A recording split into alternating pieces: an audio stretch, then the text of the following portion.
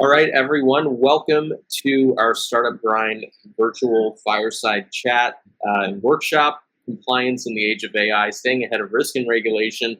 I'm Curtis Berg. I'm the director for Startup Grind Singapore.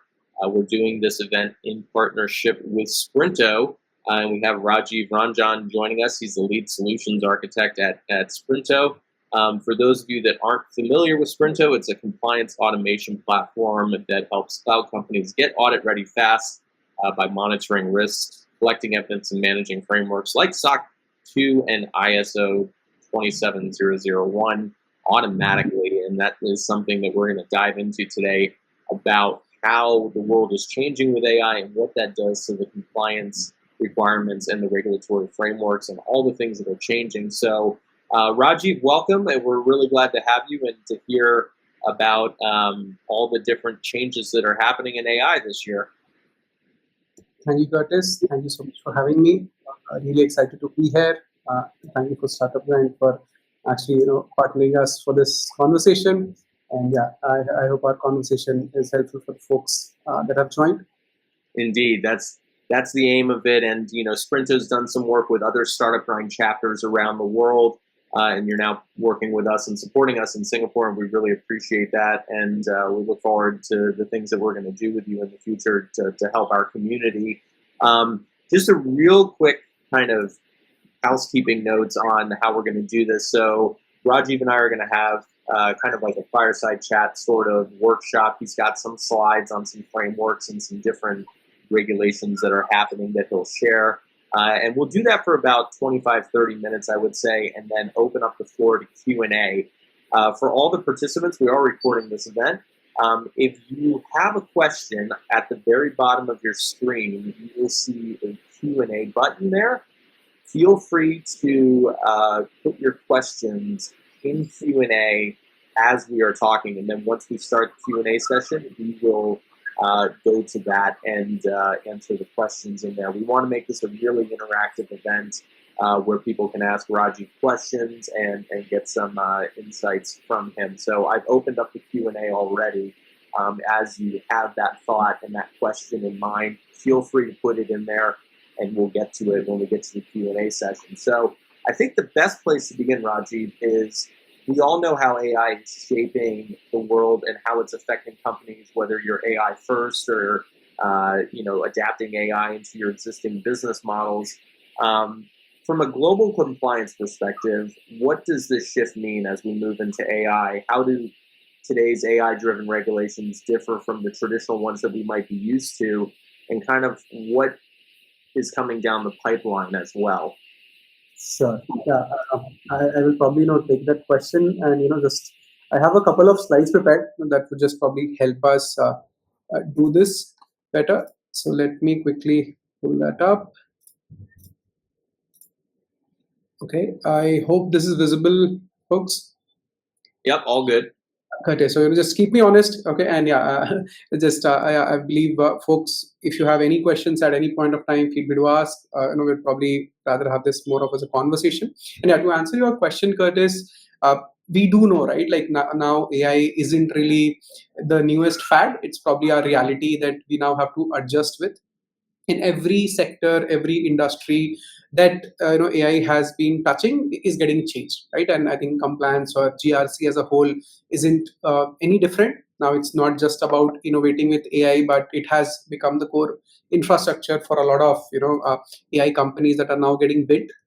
So similarly, like what used to happen, let's say 5 years or 10 years before, has really changed, right? Like before, it was more about having systems that you have built that are deterministic in nature. A lot of AI, a lot of startups that were built where to let's say help some workflows where you knew what was going in, right, and what was getting out. Now with AI, that has changed, because with AI it's become a lot more probabilistic, where it's non-deterministic in nature. You don't know what the responses would be. So as a company who's building with the help of AI, you don't really have control over what the output is going to be, or at least full control over it, right? So the compliance focus of yesterday's times, where it was more about how do you secure the customer data that you're protecting, right? Now it has turned to what sort of decisions you are taking with AI, and is it really auditable? Do you really have full control over it? Now, in certain industries which are pretty much regulated in nature, it's not it has changed between not just protecting the data, but also about explaining your decisions, right? Because AI tends to take a lot of these decisions on your behalf. Now, to fully support these changes, or I would say new realities that are now there are, like a couple of new regulations have come up. ISO 42001 being one of them. It's the, I believe, world's first certifiable AI standard now. So you could probably just get certified by a third party who and then take up that report and give it to maybe one of your customers, or probably for your own proactive usage as well. Different countries across the globe have also started building, or preparing their own regulations. For example, EU AI Act is one of the first. I believe Singapore also has its own AI Verify. US has its own NIST RMF that's come into play. So we do see that there are a lot of changes depending on how AI has impacted these businesses, and then taking a step back and ensuring that the risks that are now getting introduced with the new way of working are also getting monitored, right? You need, uh, as someone who has worked in regulated industries before, you can't really fully trust a machine taking any sort of call for you, or any sort of decisions that are, let's say, non-reversible in nature. So we need to take care of these newer aspects that have now come, and only because the use of AI. It also depends on what kind of data you're training your let's say training data on, what sort of steps you have taken to control the bias, and how it could even be misused, because not every country of the world is properly represented in the kind of data that you even train your models on today. So we do have to be mindful of some of these things. But yeah, Yeah, in yeah, and I think it's interesting because not every jurisdiction operates the same. The EU has had GDPR, which has kind of been, for a lot of ways, the gold standard for protecting customer data. You have HIPAA compliance in the US for health. ISO 27001 was just really for general information security, and now it's moving into ISO 42001. They're adapting that specifically for AI. And then, the EU and Singapore both kind of taking the lead on the different sort of regulations that are coming up. What is it? Is it just going to be an adaptation of the existing frameworks prior to AI, or are they coming up with completely new regulations and frameworks to protect customer data? How is that jump being made? Yeah, sure. I believe that's a great question to ask us, when we are moving towards it. Now, to answer that question, I believe we need to take a step back and ask, what does really compliance or regulations solve for, right? So first, it is about building your company that others can trust, right? And possibly share your data so that you can add value to their lives.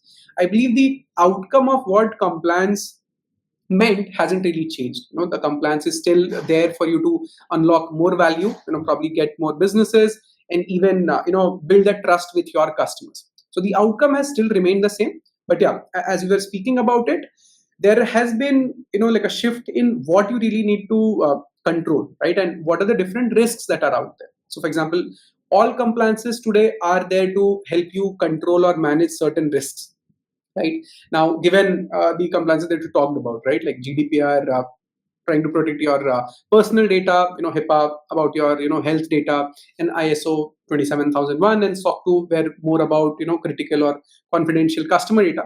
So I believe that's still in focus, but due to the newer risks that are now getting I would say in place, we need to have like a very different mindset in trying to protect it, right? So for example, the traditional compliances talked about or tried to predict a lot of, let's say, data privacy concerns or information security concerns, but now it has shifted towards AI's like model behavior and what sort of output it's going to be like, right? So we need to shift that now.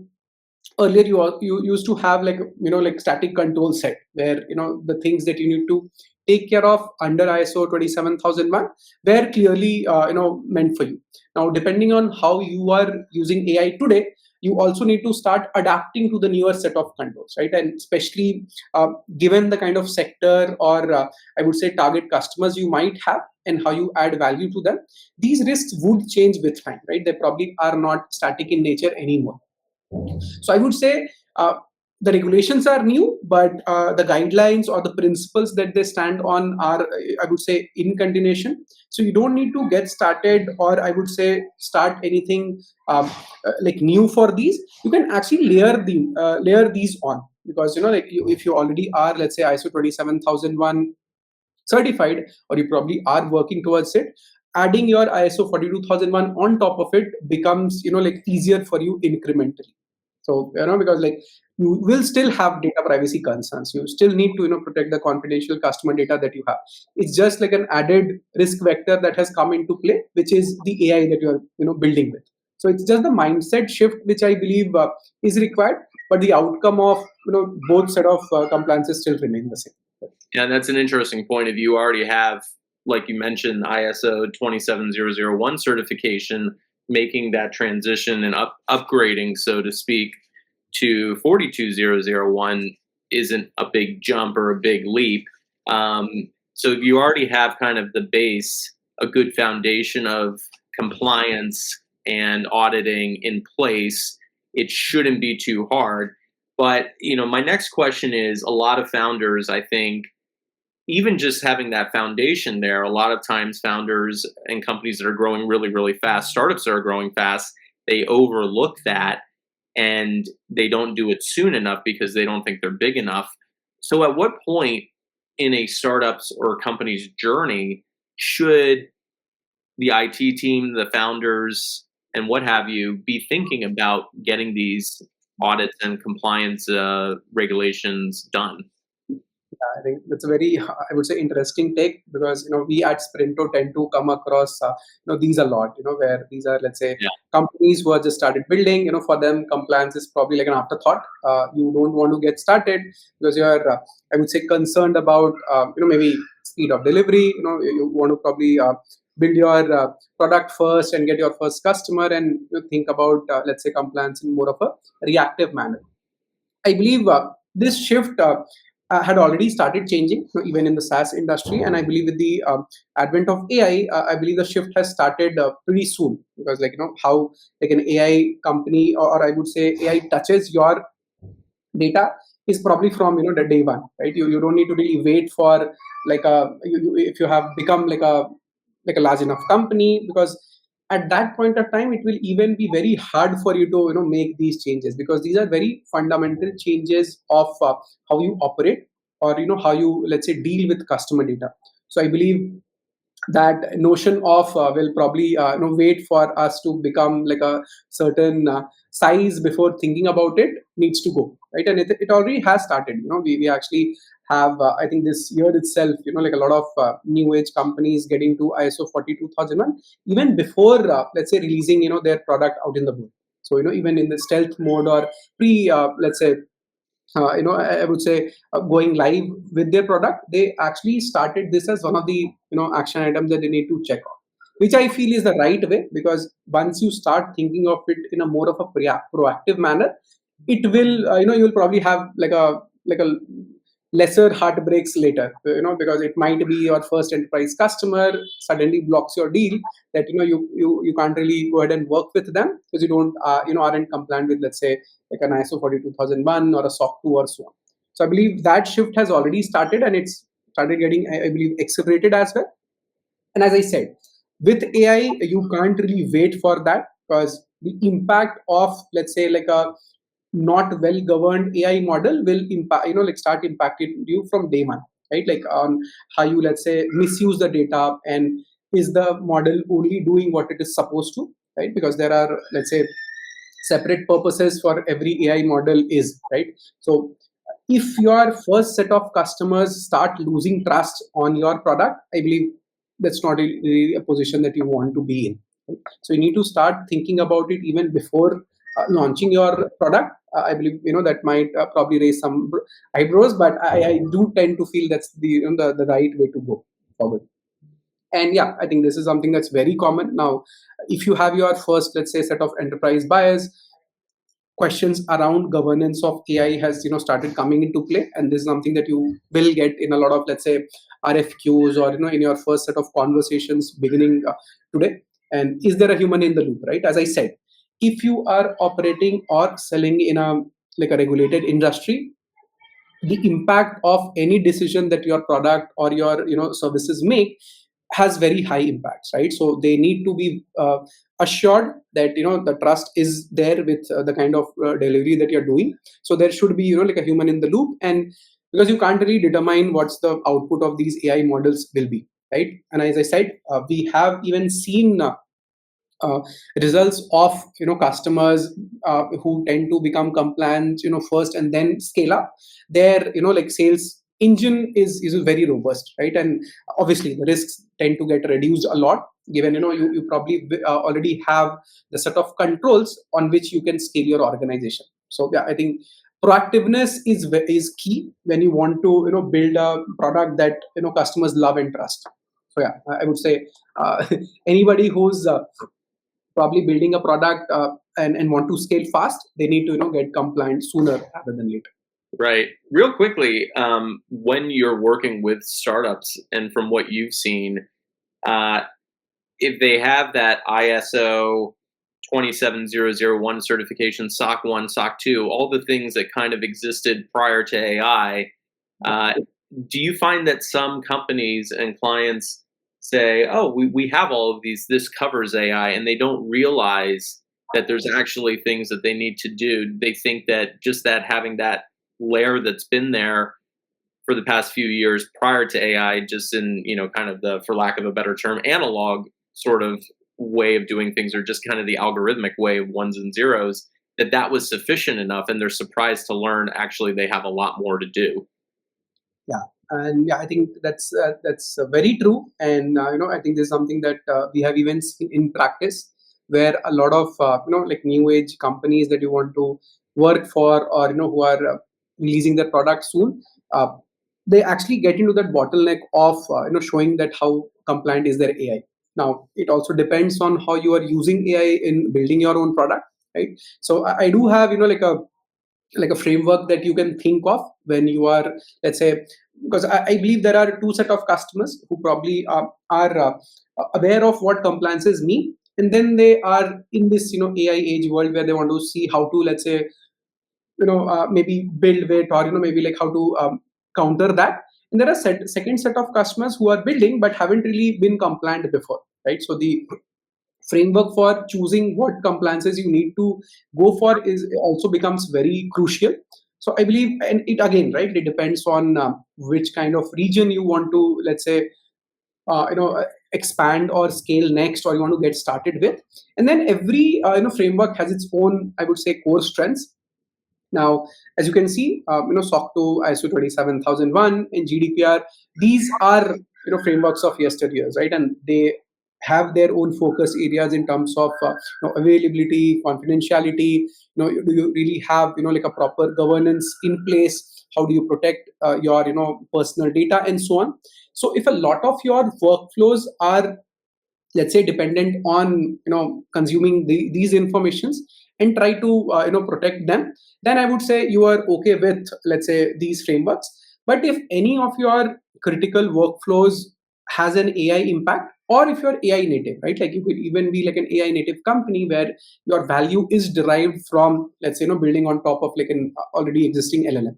So in that case, I believe in addition to these frameworks, you need to get like a certifiable AI standard into play, right? Because otherwise, it will become very difficult for you to convince your buyers or your own customers as to how they could probably trust the AI model that you're working with, right? So I believe this is like a good, I would say, checkpoint that you can have. Think about where does your product really impact the company that you're going to deliver value for, and then take this call, because this will again depend on where you are today, where you want to go next, and where your customers are right now, and what are they really asking for. Yeah, and I guess that leads to my other question is, let's say you're a startup, you're just starting out, you're building your product, and it does handle that. Is it a linear path in terms of the compliance frameworks and the certifications that they need to get? Like, does everyone need to get SOC 2 or ISO 2001, or is it, one better than the other? For somebody that maybe isn't, totally familiar with all the jargon and the regulations, how do you go about deciding which ones to get and the right time to get them? Sure, I think that's a great question. And yeah, again, the answer lies in where your customers are today, right? And what do they need to gain that trust from your product? So I believe SOC 2 has like a huge impact, or I would say a huge need in the North American region. So anywhere between, let's say, US, Canada, and the whole of North America. If you are getting your customers from there, or you're planning to expand in that region, SOC 2 is very much, I would say, like a table stakes for you to get a foot in the door, right? So I believe if you're anyway targeting in that region, SOC 2 is your must. Now, for the other regions, I would say SOC 2 is still, I would say, will help you get a foot in the door, but actually getting your customers procurement teams very happy with you, I would say you need to get your ISO 27001 in play, because both of these, I would say, uh, help you mitigate a similar set of risks, which is information security and cyber threats in focus. So I would say both are very much complementary to each other. If you have one, the other need would probably be not so important. So if you're not, let's say, targeting, or your customers are very much global in nature, getting your first ISO 27001 will be better for you. But as I said, given these both try to mitigate a similar set of controls, getting compliant with the other one, if you have the first, will become very easy, right? And that's what I would say. If you haven't really thought about it, a lot of GRC automation platforms tend to do this for you, where you could get to the first framework by placing certain new ways of working, or new processes, or newer set of controls. But given your fundamentals of information security have been in place, getting incrementally to any other framework, like like a SOC 2 or an ISO 27001, will become easier, right? So the additional, I would say, bandwidth that you have to spend wouldn't be that much. So if you're probably building for Europe or APAC region, you could get started with ISO 27001 and look for SOC 2 when you plan to let's say release in North America next. But if your primary focus is the North American region, I would say SOC 2 would be like a better bet to get started with. And once you have seen how it is, let's say, unlocking value for you, then you can probably look at getting ISO 27000 next. But again, given there are other regulations like GDPR, PDP in Singapore, DPDP in India. So all of these are regulations that you can't really get away from, right? You can't really choose to not do them. It's not voluntary in nature. So you have to be GDPR compliant from day zero. If you're selling in Europe. So I believe these are certain nuances of this market today, or I would say how the industry operates. And again, if you have anything to do with AI in your current, let's say, product, it's best to get ISO 42001 before it's too late. Right. I hope this was helpful. No, it's very helpful, and from what it sounds like, it's very geography dependent, and also just having one of those certifications makes it easier to get the others. They're just kind of force multipliers in effect. Real quickly, since we are the Singapore community, let's just talk about Singapore framework specifically. Singapore has always had a good regulatory environment in terms of data protection. And across other industries as well. So, do you see Singapore, kind of being a leader in that sense in terms of just having really stringent controls? Do they follow the EU, or are they more like the US, or are they in a league of their own? What are some things that startups in Singapore and companies in Singapore should be aware of, and how Singapore is putting that regulatory framework in place? Yeah, I would very much say that Singapore has been, like a leader in terms of really when it comes about regulations and compliances in play. I believe PDPA, which is your the Data Protection Act, has been in place for more than 10 years now, right? It recently got updated in 2020 with like a lot of newer regulations. So I believe it's still a pioneer when I say that it tends to be in the first wave of countries that tends to give these new ways of let's say how to mitigate these risks. So I would say that that's there. And even with AI, for example, right? I believe Singapore had its AI Verify, I think launched way back in 2023, when a lot of the other countries were not even, thinking about AI governance as a whole. So I would say that Singapore is a leader in that aspect, and a lot of companies that are, like they're in Singapore, and that we have been even working with, tend to see that, right? And given if you are working from a country that takes data governance or data privacy or even GRC as a whole very seriously, you tend to have let's say like the right set of controls in place even when you're getting started, right? So from an SMB standpoint, like any company that's working, there are a lot of new ways that you could get started from, if you're just let's say getting started today. And the kind of lessons that we have learned from helping so many customers, which I would say people who are building in AI would probably recognize. You need to get started with I would say your own country specific regulations, as well as like starting to build those controls internal to your company, right? So for example, if you have AI anywhere in your workflows today, you need to start having the inventory created, right? Where all in your workflows AI has an impact, right? So having that inventory, or I would say record of these activities, would help you mitigate these risks further. And these regulations tend to actually create that I would say control set for you that you can start implementing. And again, there are certain things that we have learned where you can't just probably rely on your vendors. For example, for all of your compliance needs, because how you're using those vendors tends to be totally under your control. So you need to start owning up your let's say I would say responsibilities when it comes about customer data or like AI governance in play. So these things need to start getting talked about very early, and very proactively in nature. So I would say, like PDPA and I would say Singapore's AI Verify are good regulations to get started with, if you are building from Singapore, for the world. But, Yeah, and I think it's it's that wisdom that a lot of that's been imparted on people for many decades and years is build for where you're going, not where you are right now, and really plan things out, because it's going to be a lot harder to do that much later down the road, if you do scale and get big. And if you don't, then you've got really good compliance in place for the markets that you operate in. We're going to open up the floor to Q&A. So, if anyone's got a question, please put it there in the Q&A section. I don't think we have any questions just yet, but I'm just going to give everyone the heads up that we're going to do that. But Rajiv, you've seen a lot. You've worked with a lot of clients on their compliance and their risk management with their systems.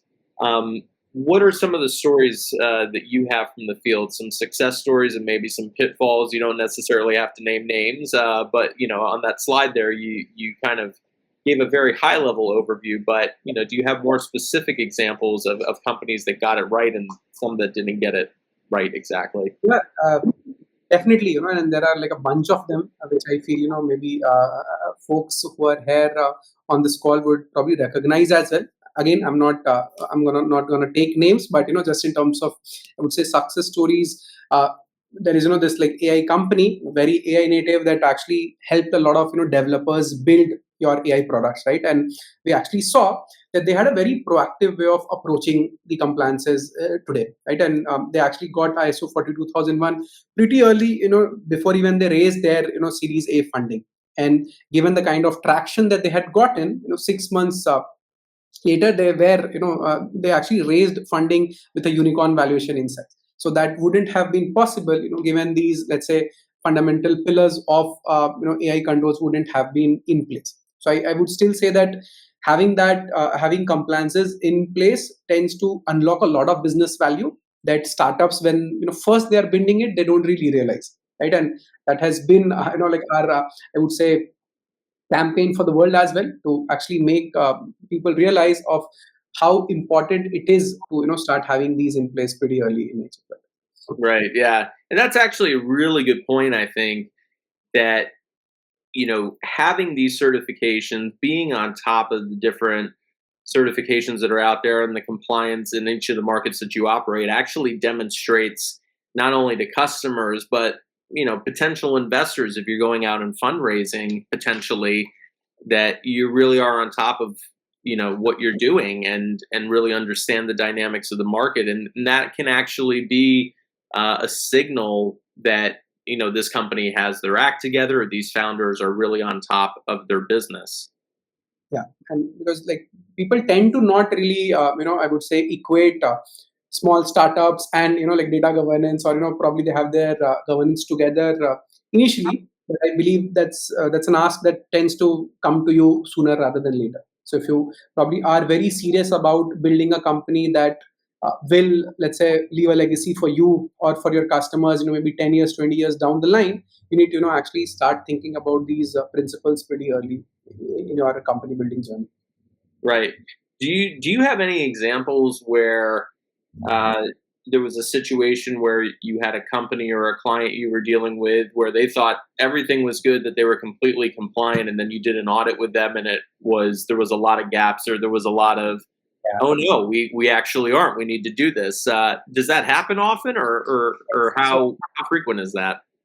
it's actually more frequent than we also would like to like accept. But yeah, it's very interesting to see companies that have been doing this for a while, right? We actually have customers who are even, let's say, pretty large in size before even they come to work with us.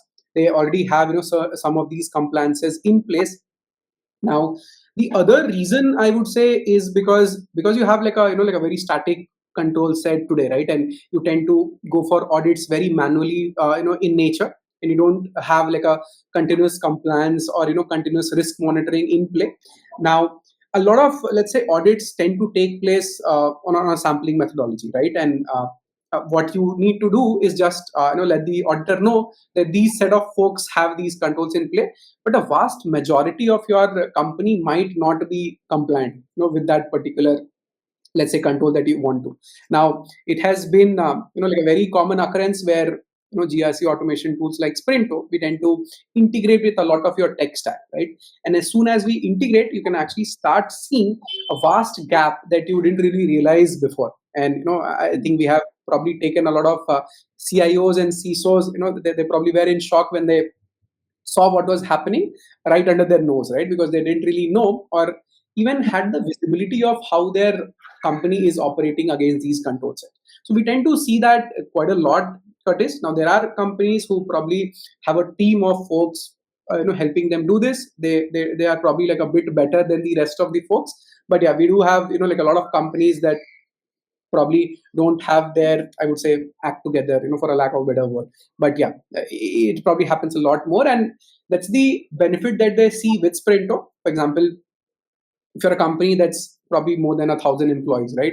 For you to implement something org wide in the, I would say, like a not so digital manner would take another, like any sort of transformation will take nearly 6 to 12 months, right? Now with a platform that has automation built in, it would, the whole timeline would probably get reduced to matter of weeks and not really months. So that's another benefit that we have seen customers tend to value a lot. Okay, and they actually are quite happy with that as well. So, Yeah, and being able to do that faster and get into faster, or get those certifications faster, always is a good thing. Why we're going to go to questions. Abby Christine has one, and I'm just going to read the questions out. Feel free to put your questions in the Q&A section, or the chat. We'll pick it up and read them here and get Rajiv to answer them. But this is your time to ask the expert, so to speak, whether you have a specific question or a general question. Feel free to ask away. But Abby Christine, with resource strains, startups may struggle to get these compliance solutions due to the costs involved. Might you have estimates of the financial advantage that a startup might get with compliance? That's a pretty good question. Yeah, and a very important one as well. And companies tend to be, let's say, pre-revenue, right? And they probably don't have a stream of revenue to begin with.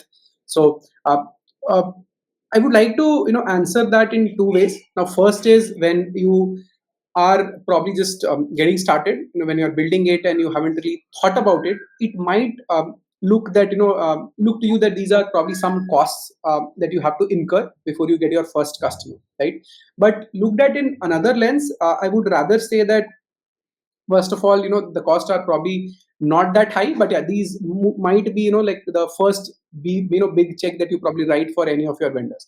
But looked at in another perspective, Abhi, I would say that getting involved, right, or even getting compliant with, let's say, like any of these frameworks, you can probably test this out, right? Like just tell your customer that you already are working with, like let's say like a platform or any other tool for your SOC 2 even before purchasing this, and you just see that shift in the room, when you're having this conversation, because as buyers, they probably aren't even thinking that you would have thought about this before, so it tends to show up your proactiveness. So I would say even test this out for your own company and start having these conversations. You will see that just having this mindset in place will unlock a lot of value for you, right? And again, if you are probably building for enterprise, you can't really do not having compliant, right? So that's something that you need to start doing even before having these conversations.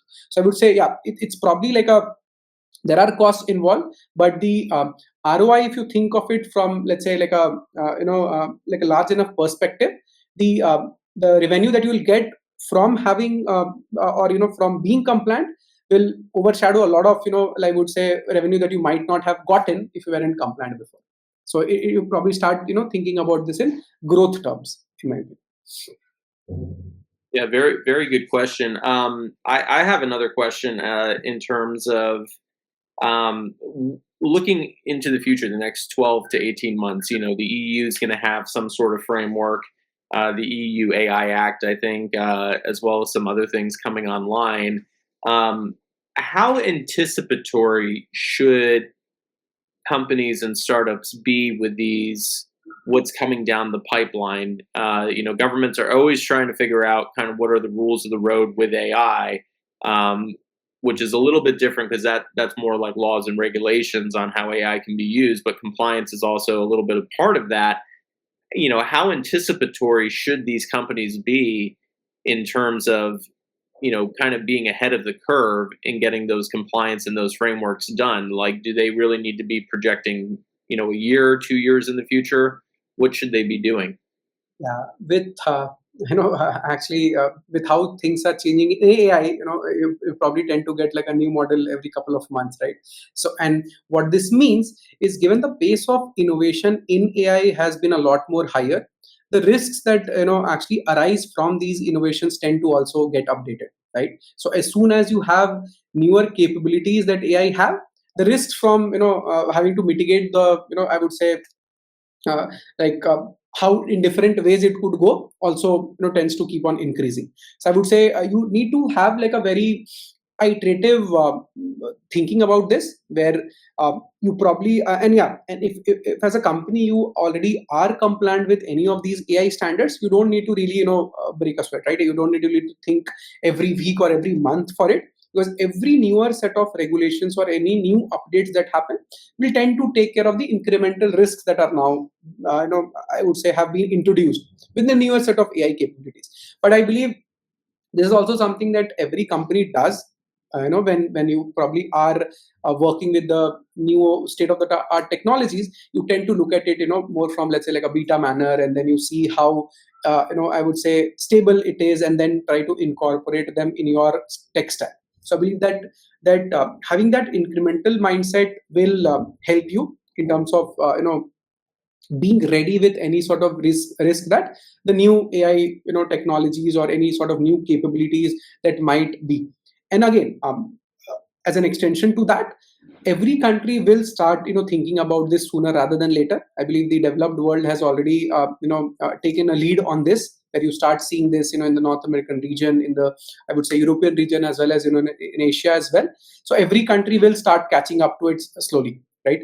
And again, any sort of incremental updates or new set of requirements that happen will have a I would say, relation to what sort of new capabilities there's, that these AI technologies might have. So yeah. Yeah, very, very interesting where kind of the world is heading on that. We have another question from the audience. Claire has asked, the skills required for AI compliance spans across law, data science, and ethics. For us as trainers, the challenge has been, who do you train what, or what do you train to who? We have existing compliance officers with no AI skills and AI users with no compliance experience. What are you seeing as the most effective model in leading organizations? That's a very good question. And you can see it there, Rajiv, because it's a bit long, but that's a very good question that Claire asked. Yeah, and that's a very, I would say, interesting shift that has been happening as well. Where I would say, earlier GRC or compliance was very much, let's say, like a siloed, I would say, function in an organization. But given the impact of it, also was really being in control with a small set of people.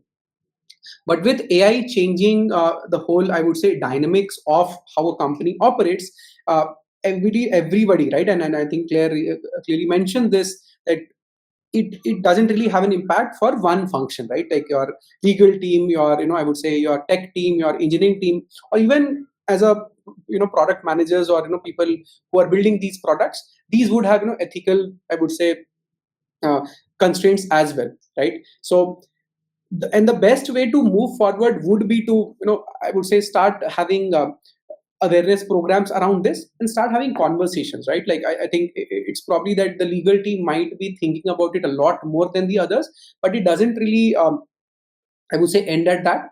Every organization should start having these, I would say, dialogues internally as well, and start having, I would say, training programs to educate the vast majority of the other folks that are working in the company as well, right? And again, I would say, I probably sound like a broken record, but these new age, I would say, AI regulations tend to have these controls in place, right? You start need to have like an AIMS built in, where how you work with AI, or how usage of AI will impact your day-to-day work, even though it might not be, let's say, directly in line with your product, but maybe as an employee, maybe as a sales employee, how do I need to probably work with AI has a huge impact on your own company's, let's say, privacy regulations, so to speak, right?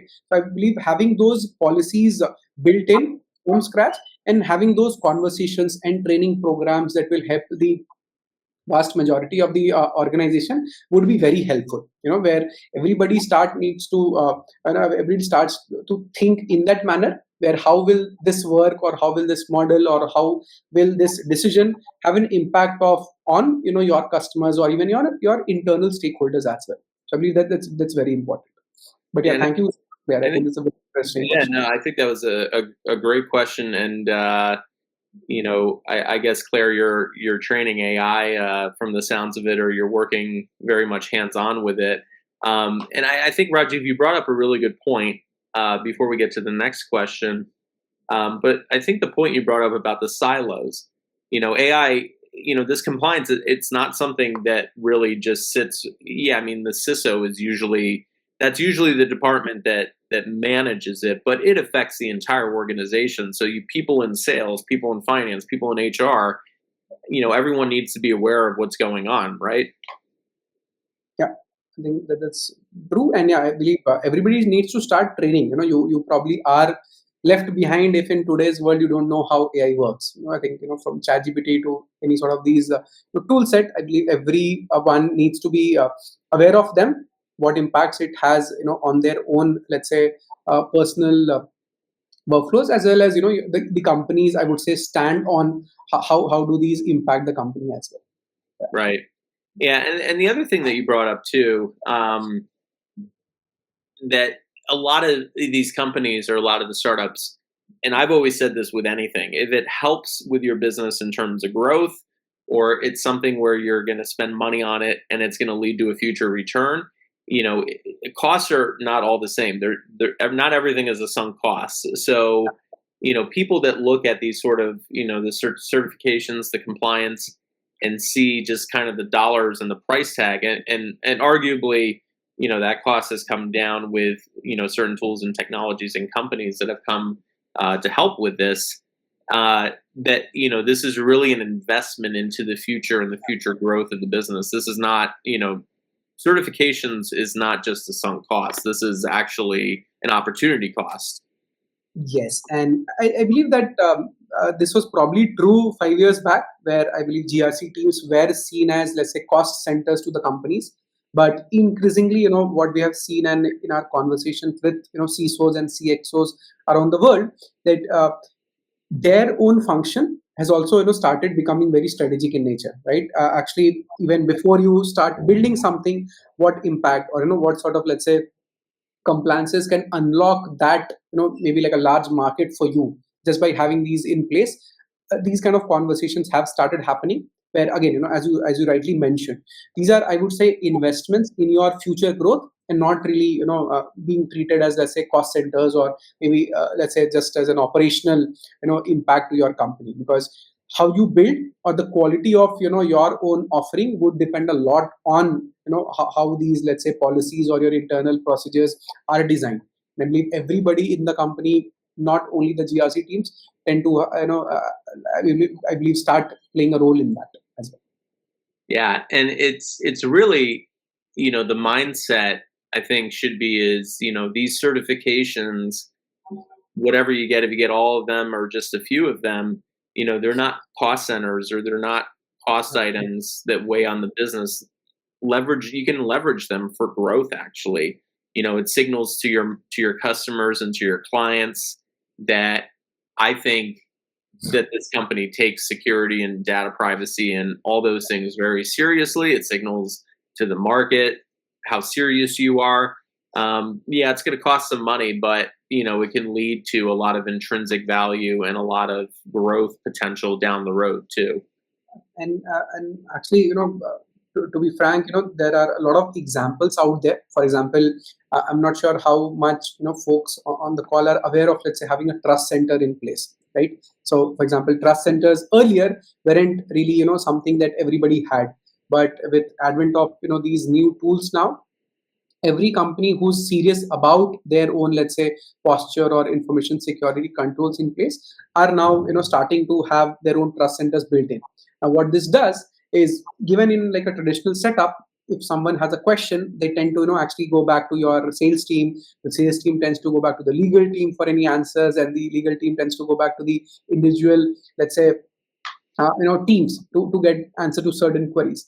Now this would inherently take anywhere between 2 to 3 weeks to just answer like a single question.